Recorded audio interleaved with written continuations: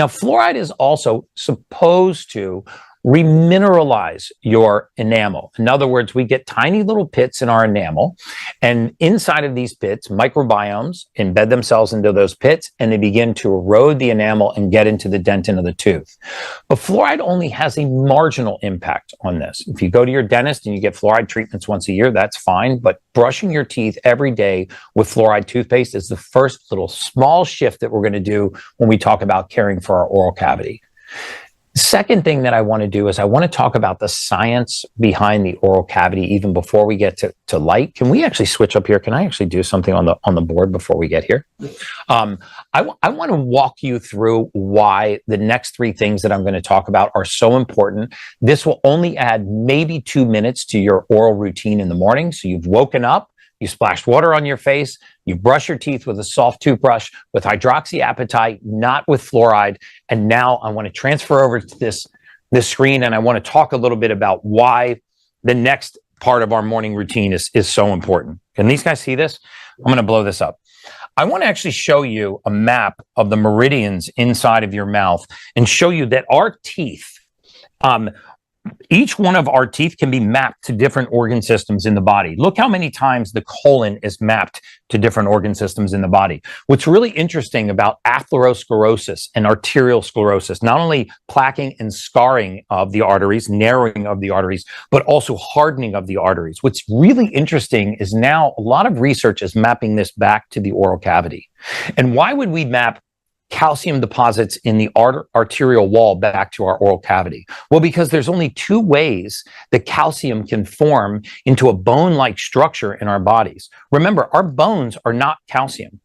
Calcium combines with something called phosphorus. It forms a compound called hydroxyapatite, and our bones are hydroxyapatite. In fact, contrary to popular belief, you actually can't make bones with just calcium.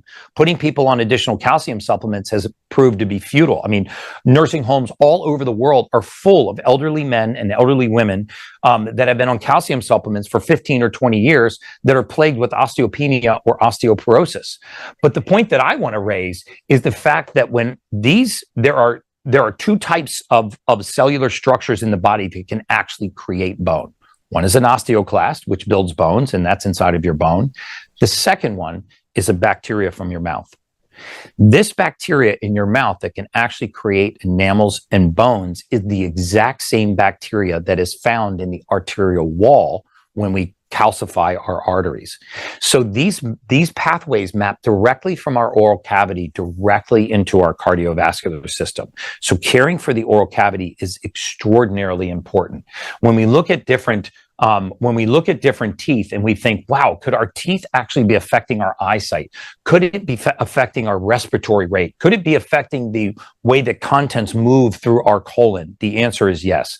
If you know my story, I actually cracked my, I think it was my 13th meridian molar in the back of my mouth. And I called my biologic dentist friend. And he said, hey, send me a picture of it. So I sent him a picture. And when he saw the picture, he sent me this chart. And he said, Gary, do you ever get left anterior shoulder pain? And I go, that's strange. I actually do. He said, do you ever get left lower lobe pain in your lung?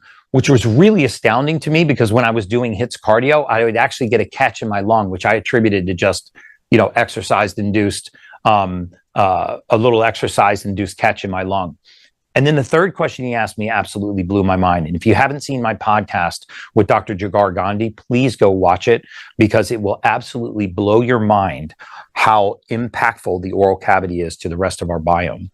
The third thing he said to me was, does your left toe ever go numb? And that really freaked me out because I hadn't told anyone, not even my wife, that once in a while my left toe would go numb and I would just kind of tap it on the floor. He goes, yeah, that's your tooth meridian. It's mapped to a cavitation, an infection from a root canal that you have below that tooth. I go, how do you know I had a root canal? He said, just by the symptoms that you're telling me.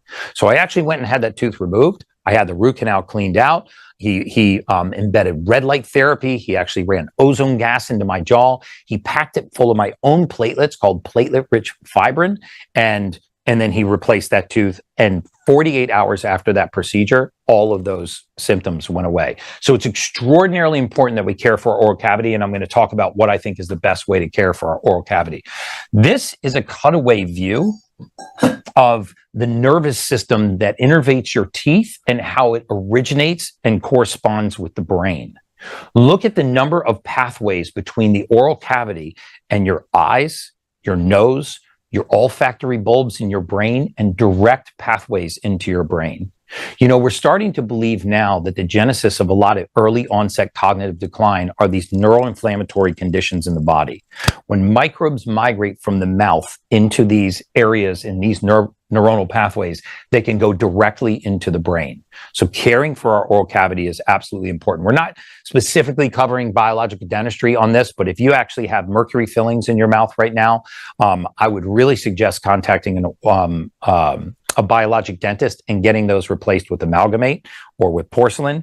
If you have had a root canal, there is a 100% chance that you have an infection in your jaw. 100% chance. It's called a cavitation. Dentists are the only area of medical practice in the world that believes that you can leave dead tissue in the body. No other area of medicine believes that you can leave dead tissue in the body and ignore it. If your appendicitis dies, you need to take the appendix out. If any of your organ systems or tissue becomes necrotic, meaning it's dead, you have to take that out of the body. But we believe that we can kill the roots and the blood supply to a tooth, and we can just leave that alone in the body. The reason why it's painless is because you don't have a nerve there anymore, and the blood supply actually retreats, and it becomes a breeding ground for bacteria. So one of the greatest tips that I could give you guys, if you have root canals, please go see a biologic dentist and get those replaced. If you want to see something gross, I'm actually waiting on a tooth on this side. Can they see this if I actually show them? No. Okay, so I won't show you. I won't open my mouth and show you, but I actually have a cap here and I'm actually waiting to have the tooth put on it. I'm a deep believer in this.